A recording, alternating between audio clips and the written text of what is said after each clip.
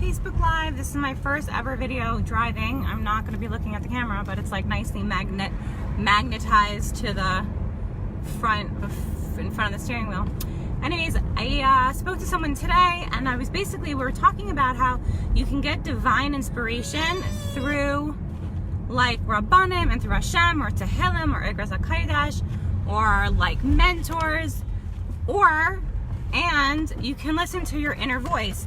And that inner voice is so powerful, and that's your magic. Like, it's so, I have spoken to so many women, and I know so many women who got misinformation and who married the wrong men because they listened to someone else as to what they were told to do that other people thought was the best for them. So basically, like, their mashpia said, oh, you should marry this person, or the shadchan said you should go out with him a second time, or whatever it is. Or even in some situations, it was like, nothing to the rabbi. I love the rabbi, but someone found like the date on top of a rabbi letter, and it was the same date that they went out with the guy, so they thought that must be a sign that that's the right person for them. Anyways, it wasn't the best thing. My point is simply that, like, even the rabbi, the greatest tzaddikim, Hashem, like, there's this energy above us and also inside of us, and also we have to remember that our inner voice is the magic. And it's just so powerful that we make sure not to listen to other people over ourselves. It's important to get guidance and help, but never, ever, ever it should go above and beyond what we believe in our heart to be true, and to take time to ask ourselves what we believe in our heart to be true. So just for example, I was like, oh, I'm gonna go to the Kotel. It's Rosh Chodesh Tammuz, the month of my birthday, and I'm gonna go and it's gonna be great. And then I looked, and it was gonna take an hour to get there, and I'm with my daughter. I was like, I don't wanna keep my daughter, like in a car seat for like 2 hours, blah, blah, blah. So I decided, and I had this voice inside of me saying, Chaya, just go home, Chaya, just go home.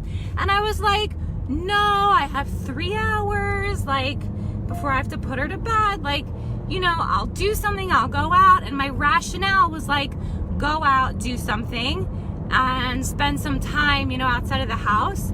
And my intuition was like, Chaya, you just need to go home now.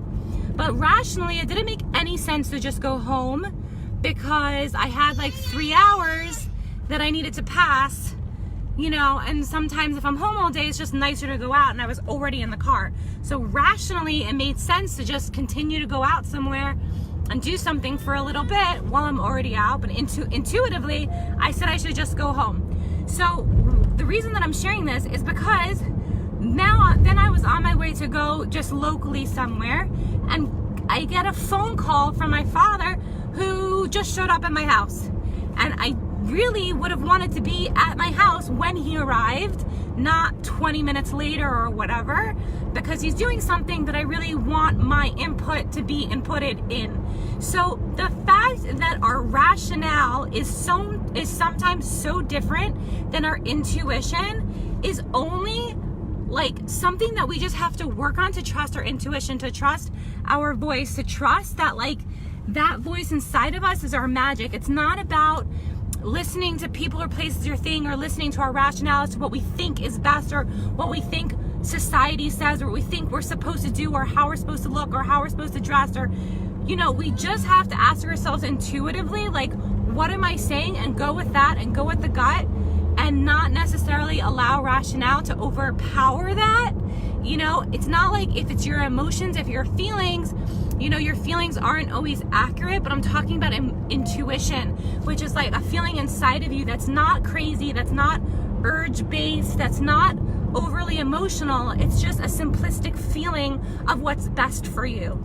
And that's how you can make the distinction, because when it's intuition, it's simplistic and it's not loud and gnawing and annoying. And when it's emotional, it's like chaotic and intense. So when you're going through your emotions, it's important to have your rationale come into play and guide yourself.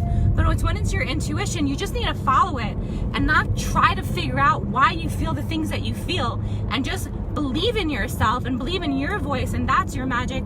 Alrighty, so I hope you guys have a beautiful day, Chodesh Tov, and peace.